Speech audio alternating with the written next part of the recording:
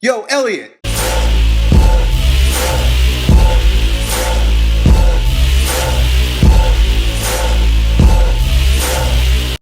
So our buddy Metal Boy has a great diet.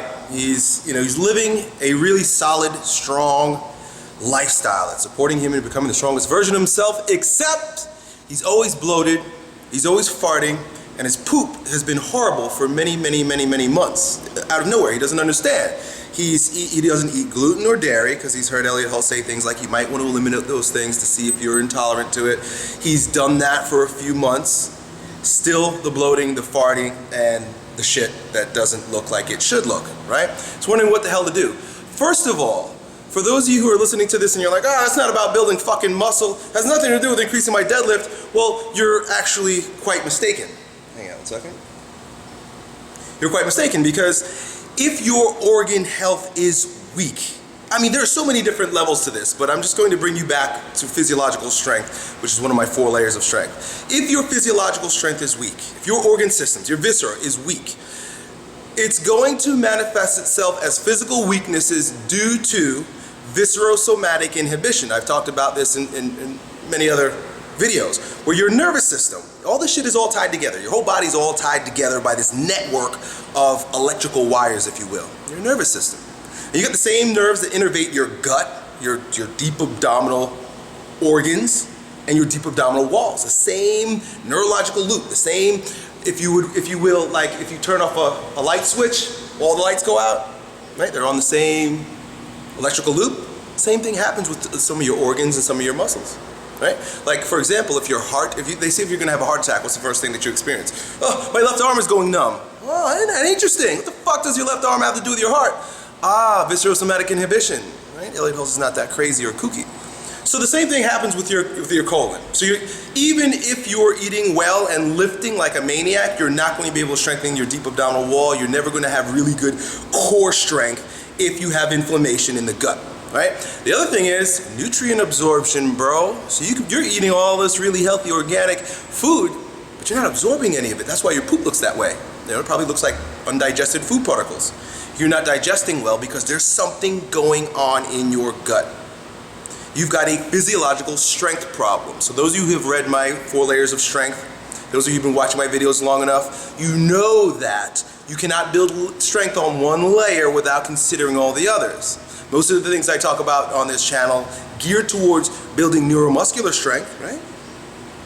But that is contingent upon, it lays on top of your physiological strength. So I've got good news for you.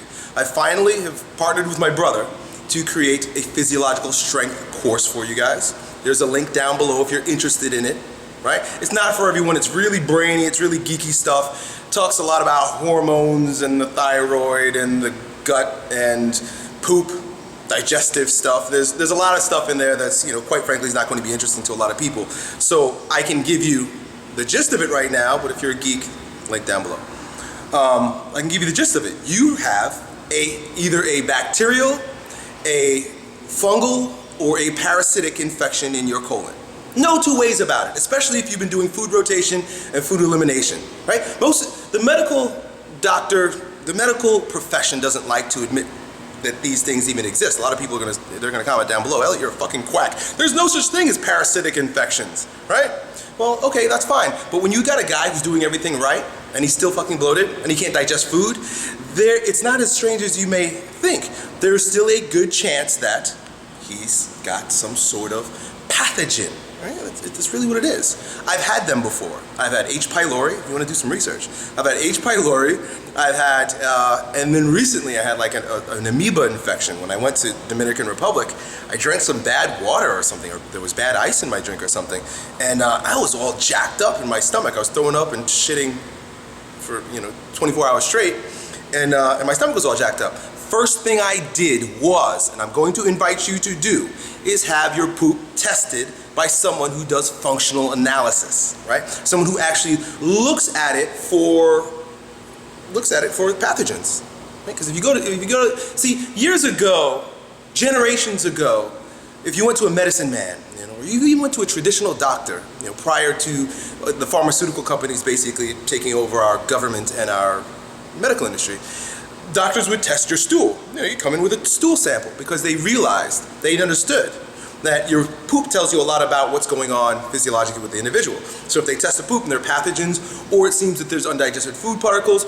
or there's fungal infection, whatever it is, if it just doesn't, if it's not formed right, I can tell you a lot about your diet based on your poop, then we know where to begin. Now, nobody does that anymore. They test your blood and they give you a pill, right? You go to the doctor, he's gonna give you fucking Prilosec. He's gonna give you a pill. He's gonna be like, oh, there's nothing wrong with you.